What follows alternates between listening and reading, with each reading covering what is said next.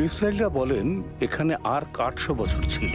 ওনারা বলেন আর্কটা কাছাকাছি কোথাও আছে।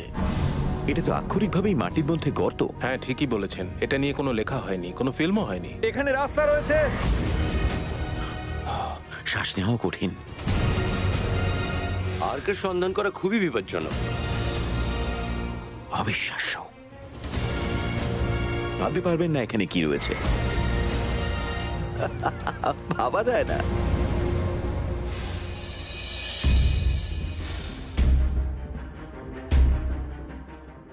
আর্ক অফ দ্য কভেন্যান্ট, এটা হচ্ছে ইতিহাসের সব থেকে বিখ্যাত আর্কিওলজিক্যাল রেলিক। এই জিনিসটার ধর্মীয় গুরুত্ব প্রচণ্ড, আর লেজেন্ড অনুযায়ী এর ক্ষমতা অবিশ্বাস্য। ওল্ড টেস্টামেন্টে আছে মোসেস মাউন্ট সাইনাই এর ওপর থেকে নেমে এলেন, হাতে কিছু পাথরের টুকরো যা ঈশ্বর নিজে ওনাকে দিয়েছেন। তার উপর খোদাই করা ছিল 10টা নীতি, মানুষের প্রতি সর্বশক্তিমানের আদেশ। এগুলোকেই একটা সোনার তৈরি পবিত্র বাক্সের মধ্যে রাখা আছে, যাকে বলা হয় আর্ক। বলা হয় এর প্রচণ্ড শক্তি থেকে তৈরি হওয়া আগুনের বলয় শত্রুকে গ্রাস করতে পারে আর পাহাড়কে ছাই করে দিতে পারে। ইসরায়েলাইটসরা আর্কটাকে জেরুজালেমে নিয়ে এসেছিলেন। তারপর থেকে মানুষ ওটাকে খুঁজে চলেছে। রাশভারী আর্কিওলজিস্ট আর আমার সিনেম্যাটিক হিরোর কল্যাণে এই আর্ক এখন হয়ে উঠেছে অ্যাডভেঞ্চারের আর এক নাম। কিন্তু এটা খুঁজতে আমি নাৎসিদের সঙ্গে লড়াই করতে পারবো না। পবিত্র শহর জেরুজালেমে খনন কার্য চালানোর ফলে একটা গোপন পথ পাওয়া গেছে, যা দিয়ে সম্ভবত আর্কের লাস্ট লোকেশনে পৌঁছানো যাবে। অনেকেই মনে করেন আর্কটা মিডল ইস্টে নেই, কিন্তু কিছু চমকে দেওয়ার মতো প্রমাণ হয়তো বাইবেলের ইতিহাসকে নতুন করে লিখতে বাধ্য করবে। এবার আমার ইন্ডিজ কোয়েস্টে যাবার পালা। আমি নতুন প্রজন্মের রেইডারদের সঙ্গে যাব দ্য লস্ট আর্ক খুঁজতে।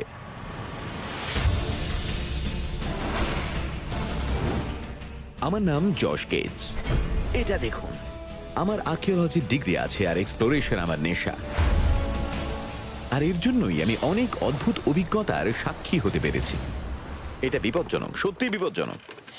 আমি পৌঁছে গেছিলাম পৃথিবীর শেষ প্রান্তে। ঠিক আছে, পিছো। আমি ইতিহাসের বিখ্যাত কিছু কাহিনী নিয়ে গবেষণা করেছি। আমরা উড়বো, চলুন।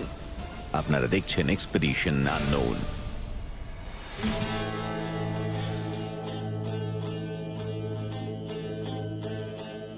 বাইবেলের অন্যান্য রহস্যের মতো এটাও ইসরায়েলেই শুরু হয়েছিল। প্রাচীন শহর জেরুজালেমে আপনাকে স্বাগত। এটা পৃথিবীর দারুণ কিছু জায়গার মধ্যে একটা। জায়গাটা খুবই কনফিউজিং, কারণ এটা 4টে ভাগে ভাগ হয়ে আছে: জিউইশ কোয়ার্টার, মুসলিম কোয়ার্টার, খ্রিস্টান কোয়ার্টার এবং আর্মেনিয়ান কোয়ার্টার। এই দেওয়ালের মধ্যে পৃথিবীর কয়েকটা ধর্ম পাশাপাশি অবস্থান করছে, যদিও সেটা সর্বদা সুখের নয়, তবে এই শহরের কোনো তুলনা হয় না। এই ধর্মীয় জগাখিচুড়ির প্রাণকেন্দ্র হচ্ছে টেম্পল মাউন্ট। এই বিশাল প্ল্যাটফর্মটাই এই প্রাচীন শহরকে হাজার হাজার বছর ধরে নিয়ন্ত্রণ করছে। এই জায়গাটার গুরুত্ব বুঝতে আপনাকে শুধু চারপাশটায় চোখ বোলাতে হবে। আমার পিছনে আছে ডোম অফ দ্য রক, আর এখানে এব্রাহাম নিজের সন্তানকে বলি দিয়ে গেছিলেন। এখান থেকে প্রফেট মোহাম্মদ গিয়েছিলেন স্বর্গে। আবার আর্ক অফ দ্য কভেন্যান্টটাকে এখানেই শেষবার দেখা গেছিল, যা রাখা ছিল সলোমনের গ্রেট টেম্পলে। সেখান থেকে ওটা কোথায় গেল সেটাই হচ্ছে রহস্য। প্রায় 3000 বছর আগে এই প্ল্যাটফর্মে ছিল বিশাল টেম্পল অফ সলোমন, যা ছিল ইসরায়েলি দেবতাদের মন্দির। সেই মন্দিরের ভিতরে ছিল একটা উঁচু ইনার স্যাংক্টাম, যার নাম হোলি অফ দ্য হোলিজ, যেখানে রাখা ছিল আর্ক অফ দ্য কভেন্যান্ট। প্রধান পুরোহিত ওটার দেখাশোনা করতেন। কয়েকশো বছর ধরে ওই আর্ক ছিল জিউইশ ধর্মের অবিচ্ছেদ্য অংশ। ওটা ওই মন্দির আর ইসরায়েলের মানুষদের প্রাণ কেন্দ্র। কিন্তু 589 BCE-তে ব্যাবিলনিয়ান রাজা নেবুকadনেজার জেরুজালেম শহর অবরোধ করেন, যা 2 বছর চলেছিল।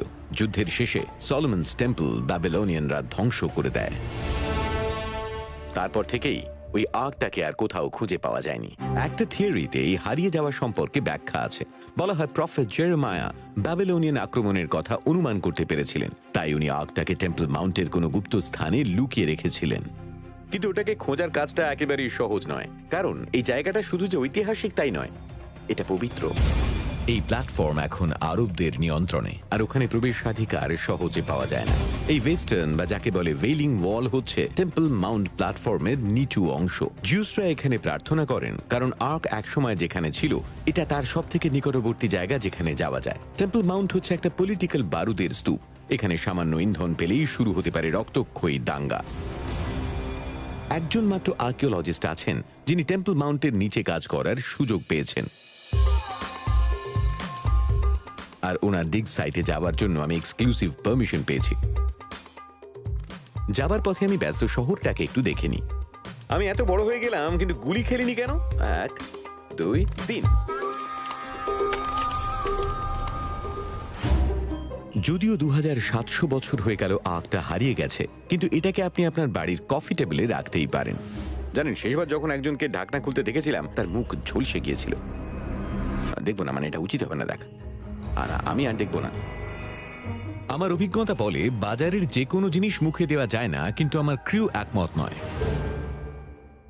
পচা খেজুর। কাম অন, রেইডার্স লস্ট আর্কে খেয়ে যাবে। ভালো খেজুর। আরে দাঁড়ান,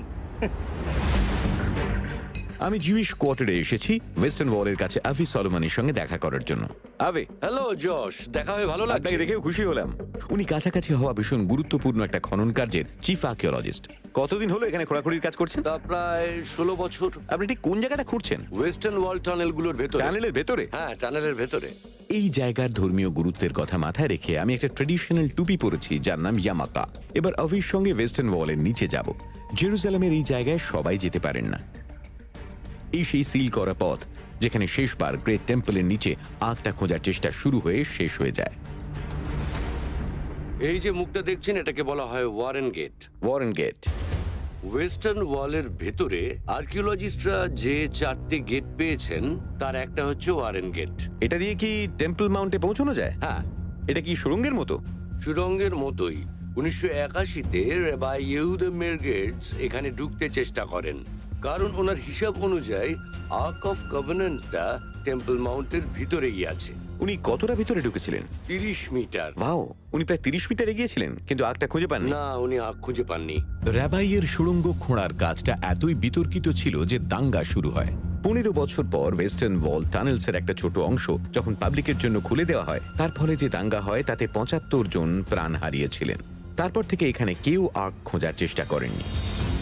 কিন্তু আর্ক যারা খুঁজছেন তাদের জন্য দাঙ্গাই একমাত্র সমস্যা নয়। আভি দ্য মিশনার নামক একটা জিউইশ গ্রন্থ থেকে একটা উদাহরণ দিলেন। এই পবিত্র গ্রন্থ 2য় শতকে লেখা হয়েছিল। বহুকাল আগে একজন পুরোহিত অনুমান করেন যে এটাই হচ্ছে হিডেন চেম্বারে পৌঁছানোর রাস্তা। উনি ওনার বন্ধুকে সেটা বলতে চেয়েছিলেন, কিন্তু ওনার কথা শেষ হওয়ার আগেই ওনার আত্মা দেহত্যাগ করে। তখন ওনারা নিশ্চিত হন যে আর্কটা ওখানেই লুকোনো আছে।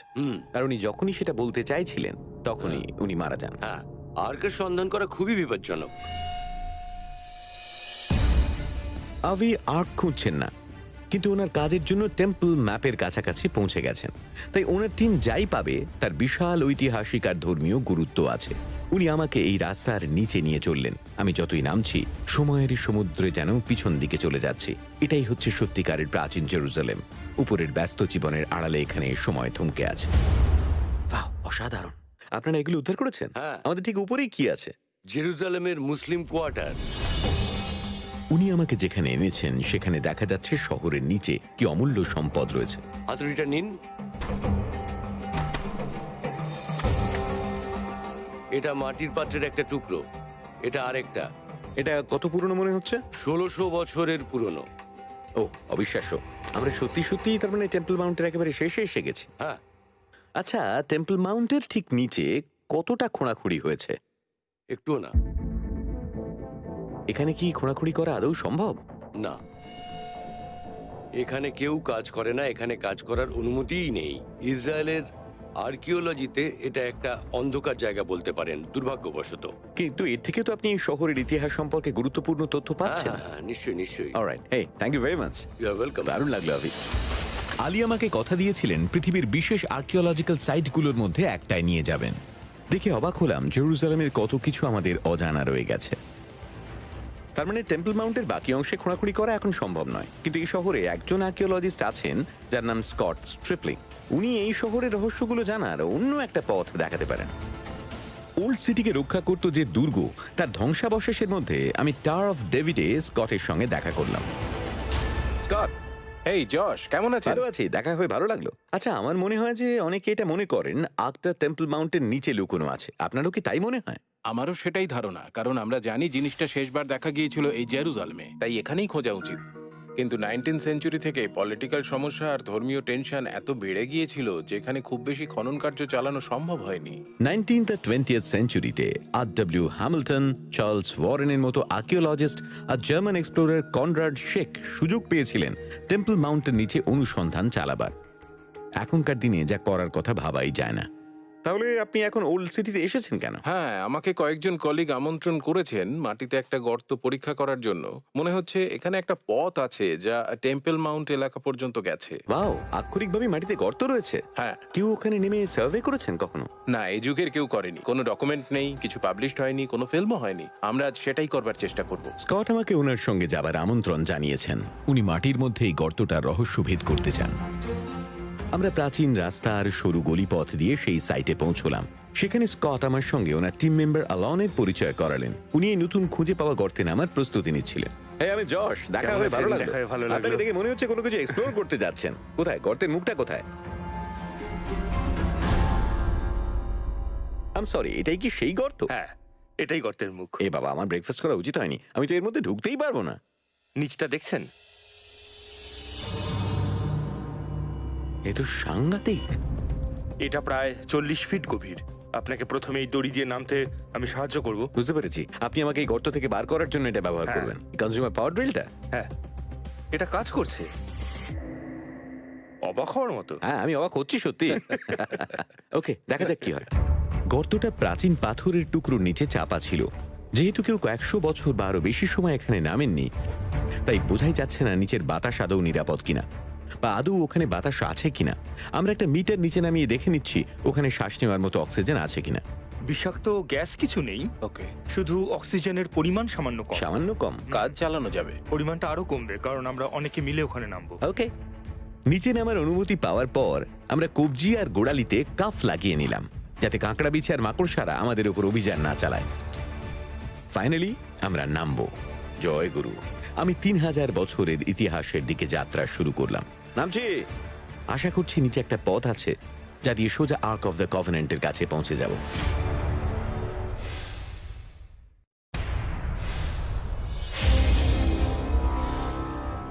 বিবলিক্যাল আর্কিওলজিস্ট স্কট স্ট্রিপলিং আর আমি একটা সুড়ঙ্গে নামছি পৃথিবীর সব থেকে প্রাচীন আর পবিত্র জায়গাগুলোর একটায়, প্রাচীন শহর জেরুজালেমে। ওখানে গিয়ে দেখা হবে। নিচে পৌঁছে দেখা হবে। উনি আশা করছেন এখান দিয়ে সেই জায়গায় যাওয়া যাবে যেখানে যাওয়া নিষেধ, হোলি টেম্পল মাউন্টের নিচে। অনেকের মতে ওখানেই কয়েক শতক ধরে আর্ক অফ দ্য কভেনেন্ট লুকিয়ে রাখা আছে। ওকে, নিচেটা কেমন লাগছে? বেশ ভালোই লাগছে। বহু পুরনো পাথরের ব্লক দিয়ে বানানো মনে হচ্ছে। উপরের আর নিচের পাথরগুলো কি আলাদা মনে হচ্ছে? একই রকম লাগছে দেখে। উপরের পাথরগুলো অবশ্যই প্রথম শতকের। যদি উপরে আর নিচে একই রকম পাথর হয় তাহলে এটা প্রথম শতকেই তৈরি হয়েছিল। বোঝা গেল। আমার মনে হচ্ছে নিচটা বোধহয় একটু বেশি চওড়া। সব ঠিক আছে? হ্যাঁ, আমি প্রায় নিচে পৌঁছে গেছি। আর একটু নামান। এখানে একটা পথ আছে। মজা করছেন নাকি? কতটা চওড়া? খুবই সরু স্কট, মাত্র 1/2 মিটার মতো চওড়া। আমি নামছি। একদম সরু একটা পথ দিয়ে অন্ধকারের দিকে চললাম, যেখানে কয়েক শতক মানুষের পা পড়েনি। মানে স্কট হয়তো ঠিক বলেছেন, এই পথ কোনো বড় সুড়ঙ্গের নেটওয়ার্কের সঙ্গে মিলেছে যেখান দিয়ে টেম্পল মাউন্টের নিচে যাওয়া যাবে। আমাকে তুলুন স্কট, মনে হচ্ছে কফিন বন্দি হয়ে গেছি। ওকে, আমিও নেমে পড়েছি। আমি একটা ছোট খাঁজে সরে গেলাম যাতে উনি আগে যেতে পারেন। আপনার পিছনেই আছি স্কট। ঠিক আছে, চলুন। আমরা সুড়ঙ্গ ধরে এগোতে লাগলাম। এখানে ভীষণ অন্ধকার আর শ্বাস নিতে বেশ অসুবিধা হচ্ছে। স্কটের একজন টিম মেম্বার আমাদের সঙ্গে যোগ দিলেন।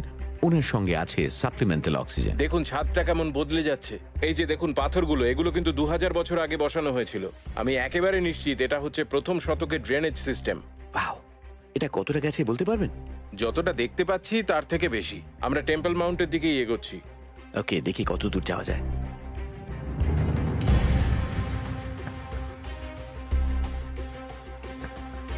আমাদের মাথার উপরের এই পাথরগুলো তো একেবারে বিশাল সাইজের। হ্যাঁ, সত্যিই বিশাল। মনে রাখবেন আমরা এখন আধুনিক জেরুজালেম শহরের প্রায় 12 মিটার মাটির নিচে।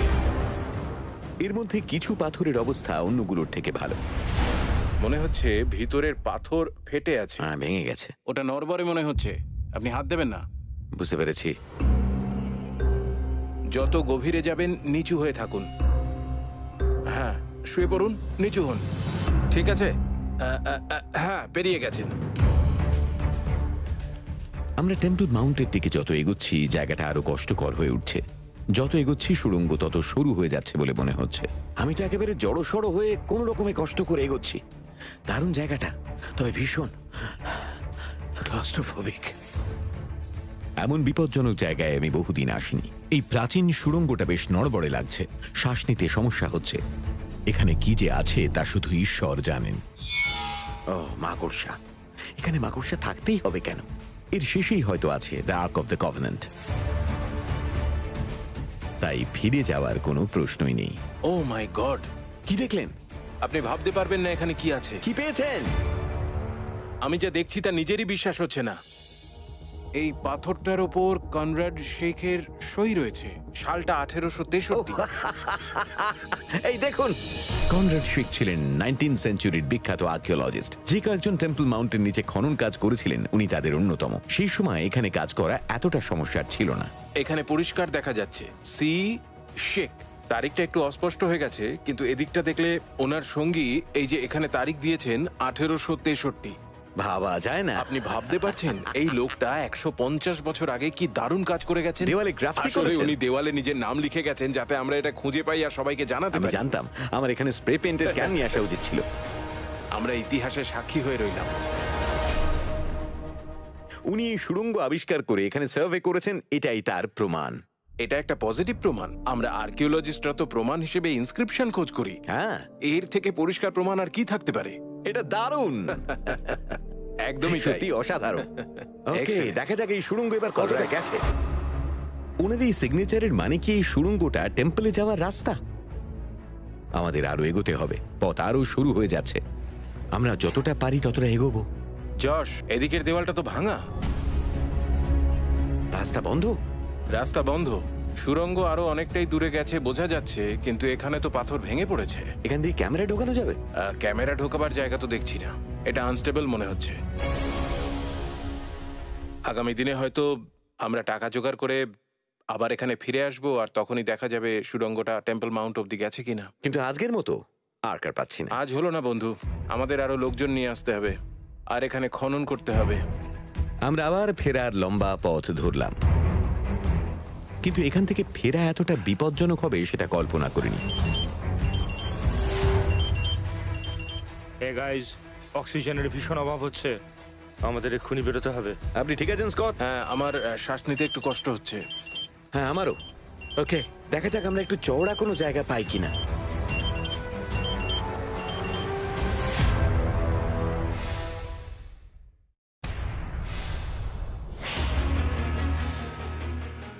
জায়গাটা যে কোনো ক্লস্ট্রোফোবিকের দুঃস্বপ্ন। প্রাচীন শহর জেরুজালেমের প্রায় 15 মিটার মাটির গভীরে আমরা আর্ক অফ দ্য কভেনেন্টের সন্ধান করছি। হঠাৎ আমাদের অক্সিজেন মিটার বলছে এখানে শ্বাস নেওয়ার মতো বাতাস কমে আসছে। এই সরু সুড়ঙ্গ দিয়ে চলাচল করার সময় আমরা যে পরিমাণ অক্সিজেন নিয়েছি সেটা ইতিমধ্যে পূরণ হয়নি। প্রথম থেকেই এখানে বাতাসের ঘনত্ব কম ছিল, আর এখন সেটা বিপজ্জনক মাত্রায় কমে গেছে। শ্বাস নেওয়াটা কঠিন। আমরা একটা ছোট জায়গা পেয়েছি যেখানে স্কটের টিম মেম্বারদের থেকে অক্সিজেন নেব। আমার মাথাটা একেবারে ধরে আছে। ঠিক আছে, এটা তুমি লাগবে আপনার? হ্যাঁ হ্যাঁ, ধরে রাখুন।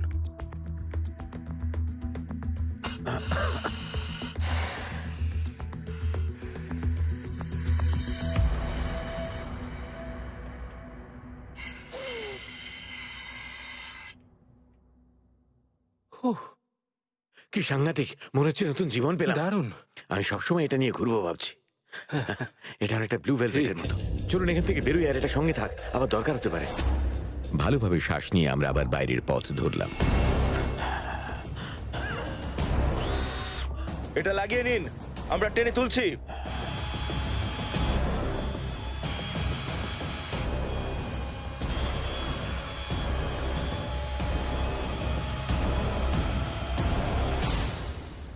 এই তো। এটা কি সেই পাওয়ার ড্রিলটা? আরে দারুণ। আমার ড্রিল নিয়ে হাসাহাসি করছিলেন তো? আমার কি মাথা ঘুরছে না গান শুনতে পাচ্ছি? এসব আপনারই জন্য।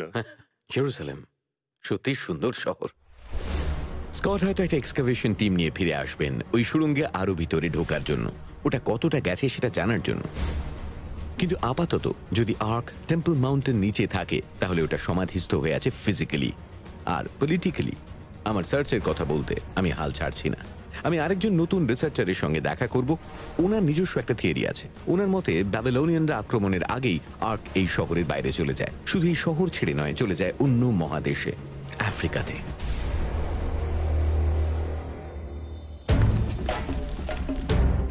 Welcome to Ethiopia. এই দেশে দুর্ভিক্ষের স্মৃতি এখনো টাটকা, কিন্তু বাস্তবে এই দেশের প্রাকৃতিক আর ঐতিহাসিক সম্পদের তুলনা মেলা কঠিন। এখানে নানা সংস্কৃতি, নানা ধর্ম একসঙ্গে মিলিত হয়েছে। ইথিওপিয়াতেই ইতিহাসের সবথেকে রহস্যময় কিছু রাজ্য গড়ে উঠেছিল। তার মধ্যে একটা রাজধানী ছিল উত্তরের শহর আকসামে। আমি এখানে স্থানীয় ঐতিহাসিক সিসে সাগাইয়ের থেকে জানবো কেন এই ধুলো ভরা শহরের সঙ্গে আধুনিক একটা রহস্য লস্ট আর্কের নাম জড়িয়ে গেল। উনি বলেছিলেন একটা লোকাল কফি শপে দেখা করবেন। এই যে এসে গেছি। সত্যি বলছি, এমন কফি শপ আমি এর আগে দেখিনি। হ্যাঁ, এটা হচ্ছে ইথিওপিয়ান কফি সেরিমনি। ইথিওপিয়াতে কফি পান শুধু সকালের অভ্যেস নয়, এটা একটা দেখার মতো ব্যাপার। আমি হ্যান্ড কফি গ্রাইন্ডারের কথা আগে শুনেছিলাম, কিন্তু এটা আলাদা লেভেলের। হ্যাঁ, খুবই প্রাচীন ট্রেডিশন। লোকাল বিনগুলো সেঁকে গুঁড়ো করা হয়, আর সেটা একটা বিশাল হামানদিস্তায় করা হচ্ছে। ধীরে সুস্থে এই প্রক্রিয়াটার সঙ্গে আমাদের ব্যস্ত সমাজের রীতির কোনো মিলই নেই। ও দুর্দান্ত, দারুণ, ওয়াও। এটা খুব স্মুথ। স্টারবাকস ভুলে যান, হিপস্টারের ওই কায়দা কানুন দেখনদারি সব ভুলে যান। যদিও আমার ক্যামেরাম্যান ব্রায়ান অবশ্য ওই নিয়েই মেতে থাকবেন। আমাদের দাদুরা যখন ইতিহাস পড়াতে চাইতেন তারা কফি বানাতে বসতেন। বাহ, দারুণ। কারণ এখানে আমার অনেক কিছু শেখার আছে। আমি জানতে চাই কিভাবে আর্ক জেরুজালেমের টেম্পল অফ সলোমন থেকে এইখানে এসে পৌঁছলো, কিভাবে ইথিওপিয়া এলো। কুইন অফ শিবা উনি ছিলেন আকসমাইট রাজ্যের রানী। কুইন শিবা জেরুজালেমে গিয়েছিলেন কিং সলোমনের সাথে দেখা করতে, আর জেরুজালেমে থাকার সময় ওনাদের মধ্যে প্রেমের সম্পর্ক হয়। ওনাদের এক সন্তান হয়, তার নাম মেললিক, আর মেললিক এই একসমে বড় হন। আইন বলে যখন মেনেলিক বড় হলেন উনি জেরুজালেমে ওনার বাবার কাছে যান। সেখানে প্রধান পুরোহিত স্বপ্নাদেশ পান মেনেলিক যাতে আর্কটা নিয়ে ইথিওপিয়ায় চলে আসেন। তখন উনি সলোমনস টেম্পল থেকে আর্কটা নিয়ে এই আকসাম রাজ্যে চলে আসেন। বাইবেলে এই সম্পর্কে কিছু নেই, তাই না? কারণ বাইবেলে আমরা এই গল্পটা শুনিনি। এই সব লেখা রয়েছে ইথিওপিয়ান কেব্রানাগাস্টে। কেব্রানাগাস্ট? হ্যাঁ, এটা একটা ইথিওপিয়ান হোলি বুক, বাইবেলের মতোই। আমি আপনাকে প্রমাণ দেখাতে পারি এই আর্কটা একসামেই রয়েছে। আমি অবশ্যই সেটা দেখতে চাই। আগে কফিটা শেষ করি, মনে হচ্ছে আমার এক সপ্তাহ ঘুম হবে না। ওকে। সিসে আমাকে শহরের বাইরে নিয়ে গেলেন। আফ্রিকার সব থেকে পুরনো চার্চগুলোর একটা আছে এইখানে। আমরা ওখানে যাব? হ্যাঁ। এটা অ্যাবা পেন্টালিয়ন। বলা হয় এখানে আর্ক সম্পর্কিত অনেক প্রাচীন পুঁথি আছে। অন্য অনেক ধর্মস্থানের মতোই এই চার্চটা রয়েছে আকসামের সব থেকে উঁচু জায়গায়। সিসে, আর্কের তো অনেক ক্ষমতা, ওটা সি লেভেলের কাছাকাছি নেমে আসে না কেন? এই আর্কটাকে ঘিরে অনেক রহস্য রয়েছে। কি দারুণ দৃশ্য, আটাটা সার্থক। আমরা যে পুঁথিগুলো খুঁজছি সেগুলো মনাস্ট্রির একটা পবিত্র কক্ষে রয়েছে। পুরোহিতরা দয়া করে এগুলো বাইরে আনতে রাজি হলেন। এটা হচ্ছে এই মোনাস্ট্রির প্রাচীন পুঁথিগুলোর অন্যতম। এটা প্রায় 1600 বছরের পুরনো। সিসে আর্ক সম্পর্কে গুরুত্বপূর্ণ জায়গাটা পড়ে শোনালেন। ندري تسمع به لسلمون এই যে এই জায়গাটা শুনুন, বলছে সলোমন আর কুইন শিবা মিলিত হলেন। এতে কি বলা আছে যে আর্কটা এখানেই এসেছিল? একদমই তাই, এখানে সেটাই বলা আছে। অসাধারণ, এটা দেখাবার জন্য ধন্যবাদ।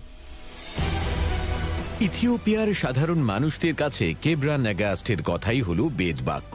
কিন্তু শুধুমাত্র স্থানীয় মানুষেরাই বিশ্বাস করেন আর্কে এক্সামে আছে এমনটা নয়। সিসে আর আমি শহরে ফিরে এলাম ওনার বন্ধু আর আমার পরের কন্ট্যাক্টের সঙ্গে দেখা করতে, বিবলিক্যাল ইনভেস্টিগেটর বব কর্নিউক। হাই, কেমন আছেন? দেখা ভালো লাগলো। বব আর্কের সন্ধানে প্রায় 2 দশক ধরে ইথিওপিয়াতে আসছেন।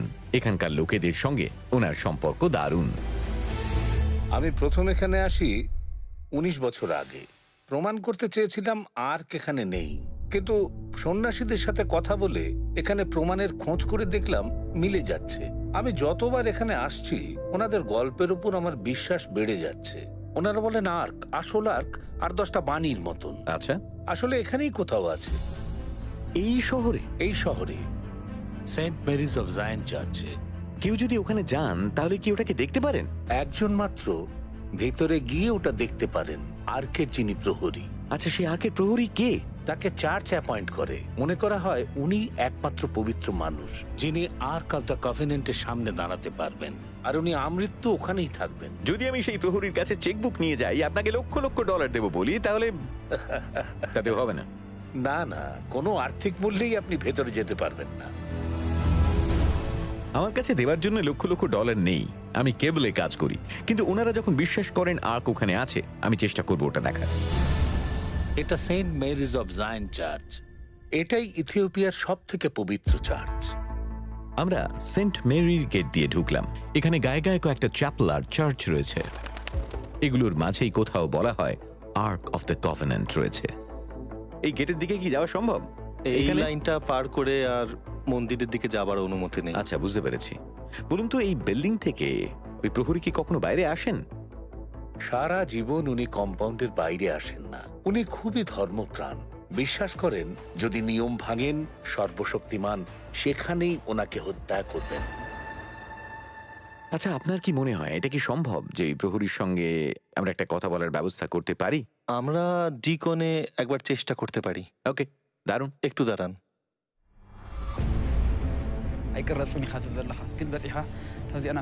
আমরা ইথিওপিয়ার সব থেকে নিঃসঙ্গ এবং পবিত্র মানুষের সঙ্গে দেখা করার অনুরোধ করলাম। উনি থাকেন পৃথিবীর সব থেকে রেস্ট্রিক্টেড জায়গাগুলোর একটায়। মনে হচ্ছে এবার উত্তর পাওয়া যাবে।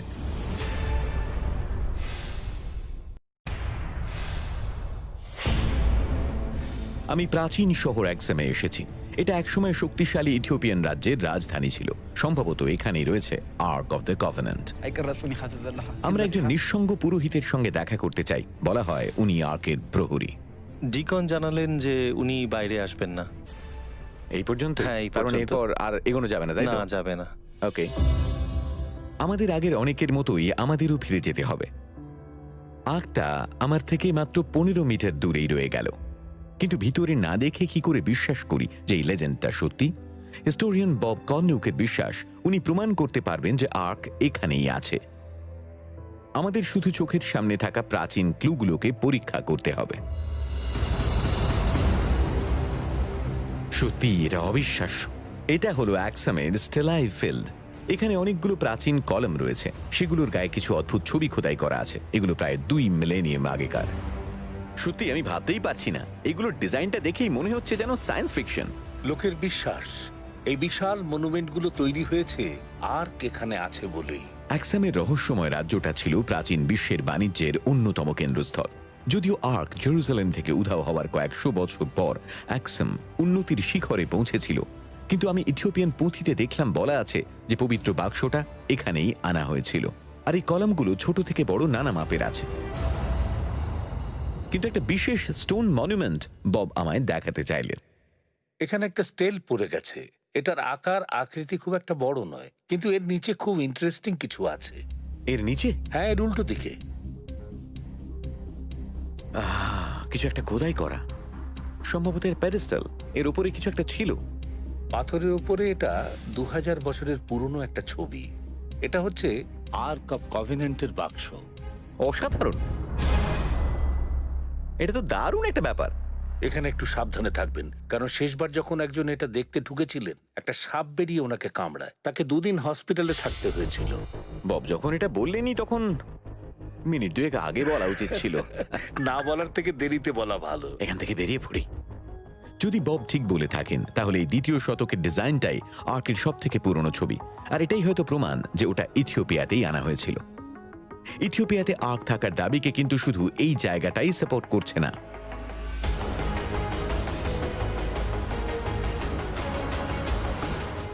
ববের বিশ্বাস এমন কিছু প্রমাণ আছে যা আমরা পরীক্ষা করতে পারি।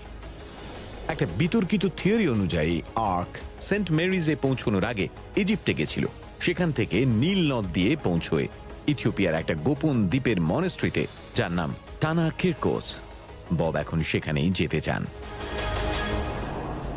ওকে বব, তাহলে এবার আমাদের কি প্ল্যান? বলা হয় এখানে কিছু আর্টিফ্যাক্টস আছে যেটা আর্ক অফ দ্য কভেনেন্টের সঙ্গে এসেছিল। ওগুলো ট্রেজার হাউসে ওগুলো পরীক্ষা হয়নি? না, পরীক্ষা করা হয়নি। বাও। বব এই আর্টিফ্যাক্টগুলো পরীক্ষা করতে চান। যদি এগুলোর সঙ্গে আর্কের টাইমলাইন মিলে যায় তাহলে প্রমাণ হতে পারে সেন্ট মেরিজে যেটা লুকোনো আছে সেটাই আসল আর্ক। কিন্তু প্রথমে আমাদের সেই দ্বীপে পৌঁছতে হবে যেখানে আর্টিফ্যাক্টসগুলো আছে। আমরা লেক টানার তীরে পৌঁছলাম। এটা ইথিওপিয়ার সবথেকে বড় লেক আর বিখ্যাত নীল নদের উৎপত্তি স্থল। আমাদের জন্য অপেক্ষা করছেন হাইফা ইউনিভার্সিটির প্রফেসর অফ আর্কিওলজি সারিয়াল শালেভ। তাহলে সারিয়াল, আপনি আমাদের কিভাবে সাহায্য করতে পারেন? আমি আর্কিওমেটালজিস্ট, প্রাচীন মেটাল নিয়ে আমি গবেষণা করি। বুঝেছি। ওগুলো কিভাবে তৈরি আর কোন সময়ের সেটা বুঝতে চেষ্টা করি। ঠিক আছে, তাহলে যাওয়া যাক।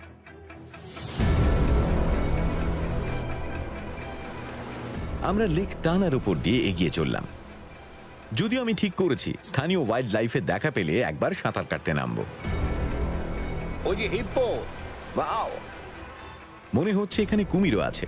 আমরা যত হ্রদের গভীরে এগোতে থাকলাম সবকিছুর মধ্যে একটা যেন পূর্বাভাস লক্ষ্য করছিলাম, বিশেষ করে যখন পবিত্র দ্বীপটার সামনে দেখতে পেলাম। এটাই হচ্ছে রহস্যময় টানা কিরকোস আইল্যান্ড। এই জায়গায় একসময় আর্ক অফ দ্য কভেনেন্ট ছিল, সেটা মনে আসার আগেই জায়গাটা একেবারে মুগ্ধ করে দেয়।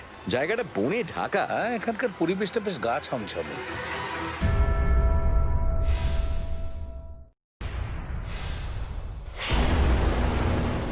বিবলিক্যাল ইনভেস্টিগেটর বব কর্নুকার আমি এসেছি ইথিওপিয়ার লেক টানাতে। আমরা যাচ্ছি একটা দ্বীপে প্রাচীন মনস্ট্রি দেখতে। শোনা যায় এখানে আর্ক অফ দ্য কভেনেন্ট 800 বছর ছিল। এখান থেকেই ওটাকে মূল ভূখণ্ডে একটা নিরাপদ চার্চে নিয়ে যাওয়া হয়। বাইরের লোক কি এখানে ঢুকতে পারে নাকি না? না না, এটা পবিত্র দ্বীপ। ববের লক্ষ্য এই দ্বীপে থাকা আর্টিফ্যাক্টস পরীক্ষা করার। বলা হয় ওগুলো আর্কের সঙ্গেই এখানে এসেছিল। পৃথিবীর বুকে এইরকম আদিম পরিবেশ খুব একটা বেশি দেখতে পাবেন না। আমরা ক্লিফগুলোর দিকে ধীরে ধীরে এগোচ্ছি। এখানে কোনো ডক নেই দেখে চিন্তা হচ্ছে। আমাদের স্বাগত জানাবার জন্য একজন মাত্র সন্ন্যাসী জঙ্গল থেকে বেরিয়ে এলেন। আমরা এখানেই নামবো।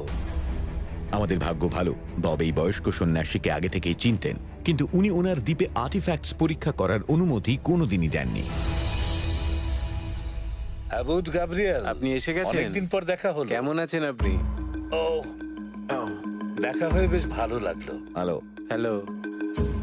আমাকে আশীর্বাদ করেছেন, আশা করছি এবার ভালো কিছু একটা হবে। Thank you. আমরা জানতে চাইছি যে আপনি কি আপনাদের এই পবিত্র দ্বীপ টানা কিরকোসে আসবার অনুমতি দেবেন? টানা কিরকোস। এই দ্বীপটা সংরক্ষিত, তাই প্রতিটা পদক্ষেপে আমাদের পুরোহিতের অনুমতি নিতে হচ্ছে।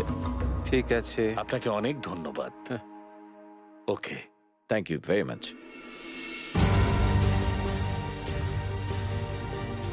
আমরা ঘন জঙ্গলের মধ্যে দিয়ে এগোতে এগোতে যেখানে থামলাম সেটা হচ্ছে ইথিওপিয়ার সবথেকে পবিত্র আর গোপন জায়গা। এখানেই ট্যাবারনাকেল ছিল যেখানে আমরা দাঁড়িয়ে আছি। বলা হয় এখানেই আর্কটা 800 বছর ছিল। এমনকি টেন্ট পোলগুলো পোতার গর্তও আমরা দেখতে পাচ্ছি। ওনার কথা ঠিক হলে আমরা এখন পৃথিবীর সবথেকে পবিত্র জায়গাগুলোর একটায় দাঁড়িয়ে আছি। এই জায়গাটা মনে বিশ্বাস আনছে, কিন্তু আমাদের পোক্ত প্রমাণ চাই।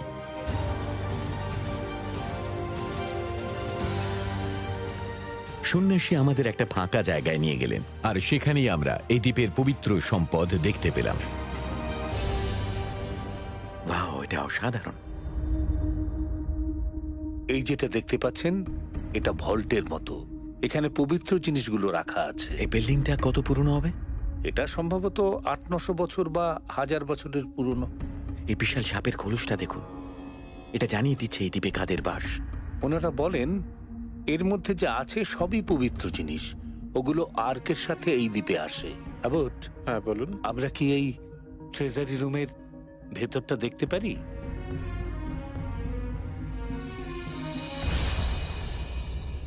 ঠিক আছে, দেখতে পারি? হ্যাঁ। ওকে, ধন্যবাদ, অসংখ্য ধন্যবাদ। Thank you.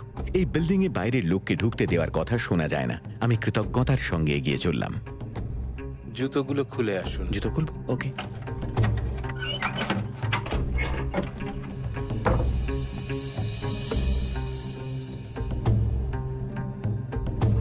বাহ, দারুণ। উনি আমাদের একটা একটা করে আর্কের জিনিসগুলো দেখালেন। এটা কি? এটা প্রধান পুরোহিতের পোশাক, একে বলে ইফাদ। এটা প্রধান পুরোহিত পড়তেন আর্কের পুজো করার সময়। হ্যাঁ, ধূপদানি। এটা প্রাচীন একটা ধূপদানি। এতে রক্ত নিত, আর রক্ত ট্যাবারনাকল আর্কের উপরে ছেটানো হতো। আচ্ছা, থ্যাংক ইউ ভেরি মাচ। আপনি এগুলো দেখালেন, আমাদের অনেক উপকার হলো। আর্টিফ্যাক্টস গুলো চোখে দেখে বিশ্বাসযোগ্যই মনে হচ্ছে। ঘরের মধ্যেকার জিনিস আর লেখাগুলো খুবই প্রাচীন, সে ব্যাপারে কোনো সন্দেহ নেই। কিন্তু এগুলো কি আর্ক অফ দ্য কভেনেন্টের সময়কার? এটা কিভাবে কাজ করে? দেখে তো এলিয়েন হেয়ার ড্রায়ার বলে মনে হচ্ছে। এই এলিয়েন হেয়ার ড্রায়ার বলে দেবে আমরা যে জিনিসগুলো পরীক্ষা করছি সেগুলোর বয়স কত আর কি উপাদান দিয়ে সেটা তৈরি। ওকে, পরীক্ষা করে দেখা যাক। উনি জিনিসগুলো XRF মেশিন দিয়ে পরীক্ষা করলেন। এর থেকে বোঝা যাবে জিনিসগুলো কি দিয়ে তৈরি। এর জন্য ওগুলোতে আঁচড়ও লাগবে না। ওকে, আমরা সমস্ত ডেটা পেয়ে গেছি। চলুন বাইরে গিয়ে দেখি কি পাওয়া গেল। খুব ভালো, চলুন গিয়ে দেখি। আচ্ছা, তাহলে কি দেখলেন? প্রথমে বলি গামলাটার কথা।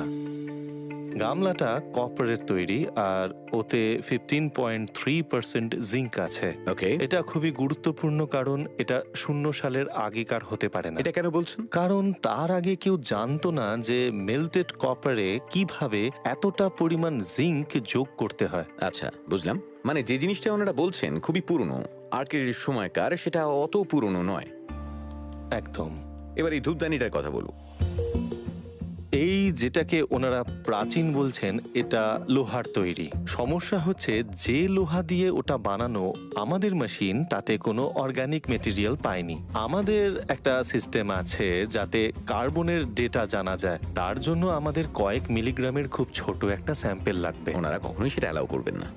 ওই জিনিসগুলোর কোনো ক্ষতি ওনারা সহ্য করবেন না। যদিও এই জিনিসগুলো ঠিক কবেকার সেটা পুরোপুরি জানা যাচ্ছে না, তবে জিনিসগুলো খুবই ইউনিক, খুবই খুবই স্পেশাল।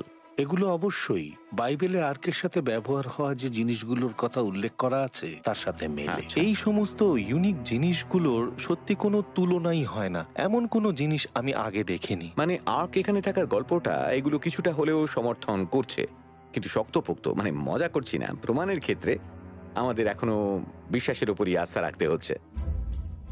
এখানে জিনিসগুলো পরীক্ষা করেও আর্কের গল্পটা অসম্পূর্ণই থেকে গেল। আমরা দেখলাম ভিতরের একটা জিনিস আর্কের অনেক পরে বানানো, তবে লোহার ধূপদানিটা ওই সময়েরই মনে হলো। আপনার কি মনে হয় আর্ক এক্সামের ওই চার্চে আছে? এটা যদি আর্ক নাও হয়, এটা এতই শক্তিশালী যে এটা গোটা দেশের জনগণকে একত্রিত করে রেখেছে।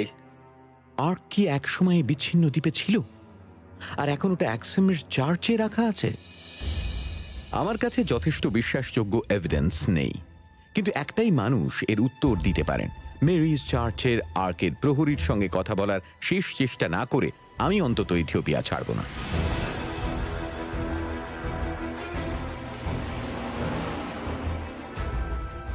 বব, সিসে আর আমি এক্সামে ফিরে এলাম। চার্চের সামনের দরজা পার করে আমরা পিছন দিকে ফেন্সের কাছে পৌঁছলাম। যদিও এই প্রহরী বাইরে আসেন, আশা করছি এখানেই উনি আসবেন। উনি কি এখানে মাঝে মধ্যে বসেন? উনি এই একটা জায়গায় আসেন। এখানে 6 মাস থেকেও আমরা দেখা নাও পেতে পারি। বব প্রহরীর দেখা পেয়েছেন মাত্র একবার। উনি এখানে কয়েক দশক আসছেন। যদিও আশা খুবই কম, কিন্তু আমি হাল ছাড়ব না। আমরা কয়েক ঘন্টা অপেক্ষা করতে লাগলাম।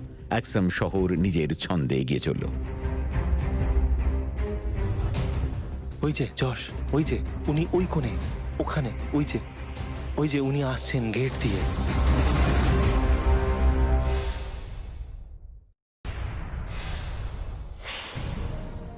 ইথিওপিয়ান শহর এক্সামে আমি সেন্ট মেরিজ চার্চে আর্ক অফ দ্য কভেনেন্টের প্রহরীর সঙ্গে দেখা করবার জন্য অপেক্ষা করছি। এই প্রহরী হয়তো একমাত্র জীবিত মানুষ যিনি আর্কটা দেখেছেন। হঠাৎ গায়ে হলুদ চাদর জড়িয়ে প্রহরীকে দেখা গেল। ওই যে ওইখানে, ওই যে গেট দিয়ে উনি আসছেন।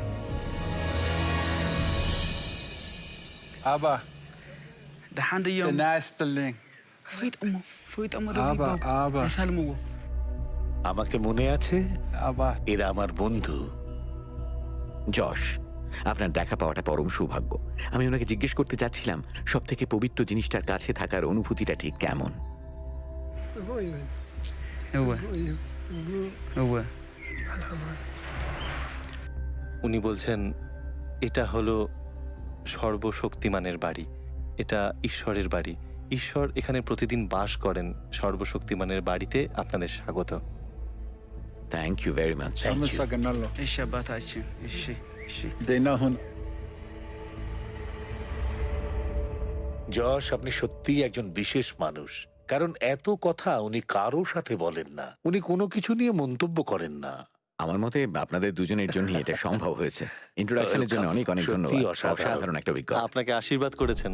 সত্যি ভাবা যায় না। হয়তো এই দেওয়ালের পিছনেই আছে পৃথিবীর ইতিহাসের সব থেকে গুরুত্বপূর্ণ ধর্মীয় আর্টিফ্যাক্ট। আমার সবকিছু বাজি রাখতে পারি, দি আর্ক অফ দ্য কভেনেন্ট ওই বিল্ডিং এই আছে। আপনাদের দুজনকেই ধন্যবাদ। আমি নিশ্চিত ছিলাম না যে ওনাকে দেখতে পাবো।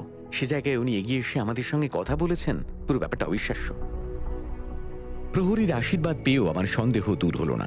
আর্ক অফ দ্য কভেনেন্ট কি হারিয়ে যাওয়া সাম্রাজ্যের এই ধুলোয় মাখা রাজধানীতে আছে,